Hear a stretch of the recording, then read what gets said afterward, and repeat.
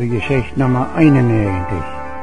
Ditmal noch mehr von was wie in den Büchern von den mennonitischen Lehrern ihre viele Berichte und Korrespondenz fingen von den Oldkolonien und Sommerfelder ihrem Krieg nach Kanada kommen in den 1950er Jahren. Ich feile die viele kanadische und amerikanische Männer ihre viele Briefe, Berichte, Protokolls und Uttischungen über unsere Mennoniten ihre Lehre in Mexiko, wohnen in dem 8.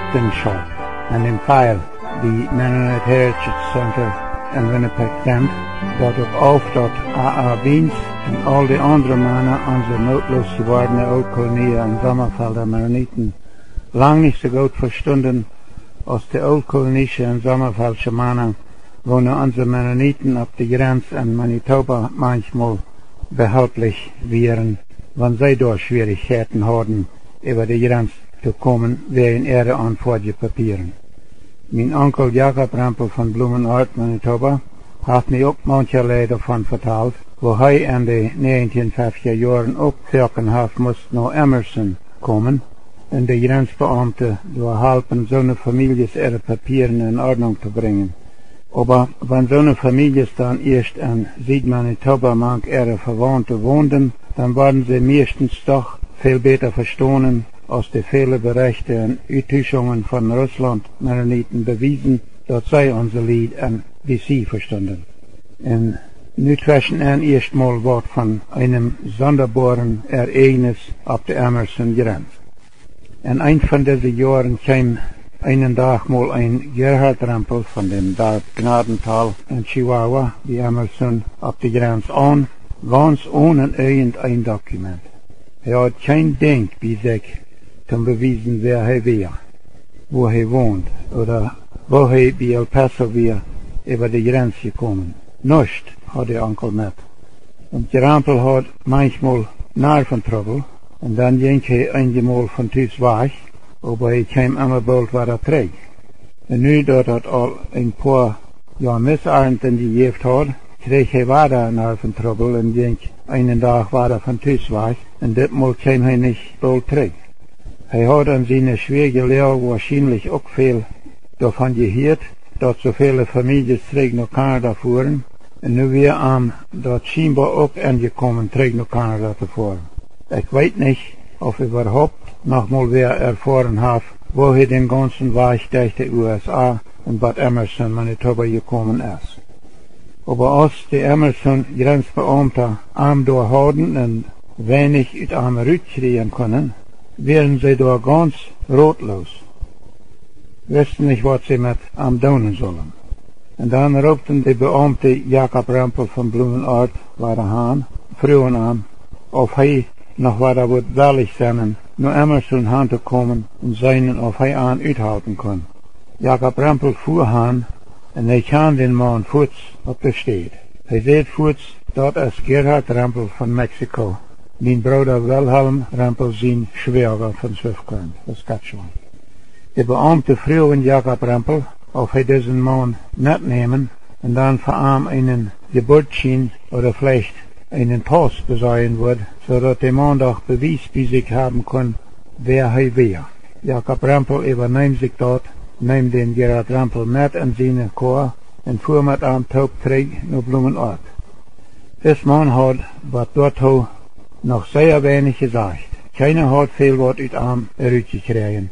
Nicht die Grenzbeamte, auch nicht Jakob Rempel. Aber als sie dann taub nach Blumenort gefahren wären, dann hat er mit einmal gesagt, ich weiß überhaupt nicht, woran die Grenzen sein müssen. Denn der Psalmist sagt ja, die Erde ist mein und was darin ist. Der Erdboden und was darauf wohnt. Die Menschen haben hier kein Recht, Grenzen zu merken. Das ein Resultat von dieser ganzen Sache war, die Angehörige in Mexiko erfuhren an diesem Tag, wo Gerhard Rempel war. Er hat bald einen Pass und man brachte am Treppenhaus in Gnadental, Chihuahua, Mexiko.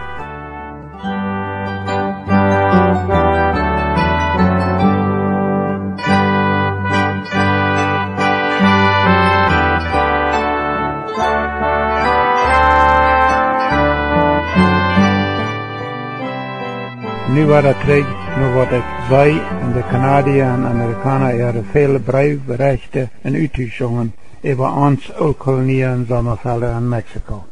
Noch ein wordt ik diese ganze Korrespondenz auffeil, dort erst, dass die Mennoniten von Mexiko scheinbar gar nicht recht gewusst haben und auch die sogenannte Passamerker nicht, wo schwierig dort für kanadische Bilanzbeamte wir so eine Familie in Kanada kommen zu loten, wo die Eltern wohl meistens noch kanadische Bürger wären, aber die meisten von ihren Kindern, wenn sie im Ausland geboren wären, und nicht ein kanadisches Recht abweisen können, wenn sie in Kanada kommen wollen. Und ich feil dort in dieser Korrespondenz auch, dort Cornelius Fair und Bernhard bei Penner wohnen auf der Manitoba-Kolonie, diese arme Lied ihre Rotgeber wären, und Joseph Knelsen wohnen auf der Swift Current-Kolonie, die Lied ihre Rotgeber wäre, und Peter N. Friesen wohnen auf der Durango-Kolonie, die Rotgeber wäre, vielleicht alle manchmal auch so leichtfertig gesagt haben, dort die Lied mit ihren Papieren all wurden in Kanada kommen können, gelaten worden, wenn sie auch noch nicht für die ganze Familie kanadische Pässe hatten. Fair und Penner von wohnen A.A. Wiens in seinem Brief redt, die habe ich gut gekannt. Wiens nahm nicht ihre Fairnomes, aber dort wären Cornelius Fair und Bernhard Penner. Beide wohnten in Chihuahua in dem Dorf Gnadenfeld und beide halfen in jene Jahren viele Menschen ihre kanadische Pässe merken. Bernhard Penner half 1953 auch meine Frau und mich anregen für unser Certificate of Retention of Canadian Citizenship. Wir wollen da noch nicht rot zurück nach Kanada tragen, aber weil sie von so vielen älteren Herden, dass sie mit ihrer Familie zurück nach Kanada trocken, und uns das auch so sehr knapp ging, nachdem wir in unseren ersten 3 Jahren, was wir auch in Bett geackert und sehr wenig gekriegt haben, wollen wir doch sicher merken, dass wir uns kanadische Recht nicht verlieren würden, im Fall wir mit einmal vielleicht doch auch würden nach Kanada tragen wollen. Noch ein Wort ich an A.A. Wiens seine Berichte und an all die viele andere Korrespondenzen und Uittuigungen feil, dort ist dit. Wiens selbst und viele andere Mennoniten in der Fraser Valley in BC, von wonen viele in den 1920er Jahren von Russland nach Kanada gekommen wären, die sagen so vieles an unsere Mennoniten als verwahrloset an, wat vielleicht viel mehr ihre große Armut, Rotlosigkeit und Mutlosigkeit geschrieben wir als ein verwahrlost sind. Und wenn Wiens von den Schulen in Mexiko redet und immer betont, wo wenig da gelehrt wird, dann ist das auch ein Beweis dafür, dass er nicht an alle Schulen wisst. Denn ich weiß, dass dann noch etliche Schulen wären, wo mehr gelehrt wird, als er sagt. Und überhaupt sind in diese Berichte und an die vielen anderen von den damaligen Uittuigungen und Berichte viele Sachen in Bett übertrieben, vielleicht auch sogar ihre Zahlen oder Nummers. Noch ein, was sich in A.A. Wiens seine Berichte und in der andere Korrespondenz feilen lässt, ist das. Sie, die meistens wohlhabende und mehr gelehrte Russland-Mennoniten, sagen überhaupt so vieles in diesem Leben so ein Bett anders, als unsere sehr verarmte, viel weniger gelehrte Mennoniten von Mexiko dort sagen. Und auch anders als alle Oldkolonien und Sommerfelder dort, wo immer sie damals wohnten, sagen. Und diese Korrespondenz lässt sich so in Bett ein raufschicken, ein Verwenig holen, feilen, von der Russland-Mennoniten. Und nicht mal bloß ab die von Mexiko nach BC gekommenen Mennoniten, aber auch ab uns alle, die wir noch in Mexiko wohnen bleiben.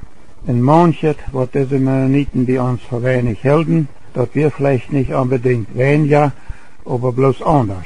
Denn ich glaube, das hat sich Lothar in Süd-Ontario, in Süd-Manitoba und in Süd- und Nord-Alberta, wo von der so viele von unseren Mennoniten wohnen, so bewiesen. Wiens seine lange Berichte verstohlen sich aber wirklich so, als wenn da 1952 bis 1955 vielleicht doch über 200 Familien von Mexiko nach British Columbia gekommen sind.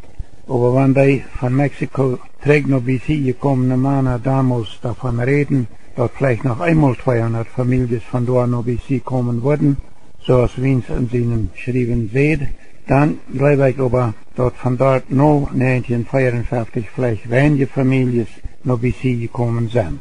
Dann kriegt in diesen Jahren fangen sehr viele Familien an, naar Zuid-Manitoba en nog veel meer naar Zuid-Ontario te trekken. En vele van die 1952 tot 1954 naar BC getrokkene oud-kolonieën en zomervelden families trokken vandoor naar wenige jaren entweder naar Manitoba oder naar Madison, Ontario oder Zuid-Ontario. En wenigstens eine Familie, eine Drieger-Familie, trok naar Fort Vermilion, Alberta. Etliche van deze families zijn aan de zee met de tijd zo weit Norden geraden als Fort St. John. Die Geschichte von den 200 Familien von der Swift-Current-Siedlung in Chihuahua naar BC kommen wollen, die ändert sich al im April 1954. Der in Cuauhtémoc MCC angestellte Harold W. Foot sagt in einem Schreiben an J.J. Thiessen, dem Vertreter von Canadian Mennonite Board of Colonization in Saskatoon, Saskatchewan, ungefähr so. A.A. Kran von Campo 105 auf der Swift-Current-Siedlung kwam en vroeg mij of ik van de 200 Swift-Currenter Familien einen Brief an Ontario-Autoritäten schreiben würde en aanbeden om de information wonen in dem Schreiben und ich diesem Brief bijlei neu gefragt worden. Ich habe das Schreiben von geschrieben, aber ich habe A.A. Kran gesagt, dass es vielleicht am besten, wenn sie ihre Fragen an die Ontario-Regierung durch die Canadian Mennonite Board of Colonization fragen, dann diese Board wird vielleicht die angemetene Organisation sein, das für zu tun, und diese Organisation kann an vielleicht auch in anderer Weise noch behaltlich sein. Wieder schreibt Harold W. Foot, J.J. Thiessen, wie MCC-Arbeiter hier in Cuauhtémoc haben wieder nichts mit dieser Sache zu tun, als dat ich auf A.A. Kran seinem Verlangen dat Schreiben von in Englisch uitgeschrieben habe, zoals hij dort geschrieben haben will, und die hiermit toeschick. Ein sehr kort opgevoerd steht in diesem Schreiben für die 200 Swift-Currenter Familien dit. Ungefähr 200 Familien auf der Swift-Current-Siedlung in Mexiko denken ernstlich an terug nach Kanada treten. Und ich sie gefragt worden, anzufragen, was die Möglichkeiten sind für uns, weiter in Kanada ansiedeln zu können. Wir denken an Ontario treten, wie Sie gehört haben, dass wir passende Ländereien zu haben sind für eine Kolonie und so weiter. Und dann fragt das Schreiben noch an nur die gewöhnlichen Freiheiten, wo Mennoniten immer noch fragen, wenn sie in Gruppen wohin treten wollen. Also, mit einmal einen Tag, im April 1954, verändert sich die Swift-Currenter eher nach Kanada treten wollen, von einem nach BC treten wollen, nach einem nach Ontario treten wollen. Und dann fangen auch wohl die Uttischungen zwischen den verschiedenen mennonitischen Organisationen in Kanada und in den USA sich an, um diese Bewegung zu drehen. Von diesen 200 Familien in eine Gruppe nach Ontario treten und dort zu kolonisieren, ist nicht geworden. Aber viele von die sind einzelwies oder in viel kleinere Gruppen, entweder nach Süd-Manitoba oder nach Süd-Ontario getroffen. Viele andere sind wenige Jahre later nach Madison, Ontario oder nach British Honduras, nach dem von der schon Belize getroffen. Beide Wanderungen habe ich all Eier beschrieben. Von dem nach Madison, Ontario trekken, seht wie damals, dass das eine Gruppe von groß über 30 Familien gewesen wären. Aber A.A. Wiens und die anderen Männer, wenn sie von der Madison-Gruppe reden, dann reden sie von 45 Familien. Aber nun noch einmal trägt noch, was A.A. Wiens von den Grenzbeamten und Immigrationsbeamten ihre Erfahrungen mit unseren Mennoniten in BC zu sagen hat. Ich bleibe die Grenzbeamten und Immigrationsbeamten in Süd-Manitoba und auch in Süd-Ontario, wenn denen ihre Erfahrungen mit unseren Mennoniten ihre Antwortpapieren von den 1950er Jahren an beschrieben wird, so als A.A. Wiens die BC-Grenzbeamten und Immigrationsbeamten ihre Erfahrungen von 1952 und 1955 beschrieben hat, dann wurden die BC-Beamten ihre Schwierigkeiten mit unserem Lied ihre Antwortpapieren mal sehr wenig sein. Im Vergleich mit den vielen, über die vielen Jahren erfahrenen Schwierigkeiten von wonen die Süd-Ontario und Süd-Manitoba Beamten vertalen können. Aber ik geloof bestemd dat wären de Kanadische Grenzbeamte en Immigrationsbeamte ihre Erfahrungen en ook de Kanadische Mennoniten ihre Leiders en de Mennonite Central Committee angestelde mannen ihre vele Erfahrungen in deze ganze Sache, wodurch dat sich met de tijd doorheen entwickelt heeft, dat het aan de tijd durch ihre Ottawa Office über die Jahren mit der kanadischen Regierung taub einen viel gesonderen Weg utarbeiten können für die vielen Nachkommen von den 1920er Jahren von Kanada nach Mexiko uitgewanderte Mennoniten und auch für die Nachkommen von den 1948er Jahren von Kanada nach Mexiko uitgewanderte Mennoniten, zodat die mit der Zeit mit mehr Vorgepapieren nach Kanada kommen können. In sehr viele Dutzende Nachkommen von die damals von Kanada nach Mexiko uitgewanderte Oldkolonie, Sommerfelder und Kleingemeinde Mennoniten sind über die Jahre terug nach Kanada gekommen.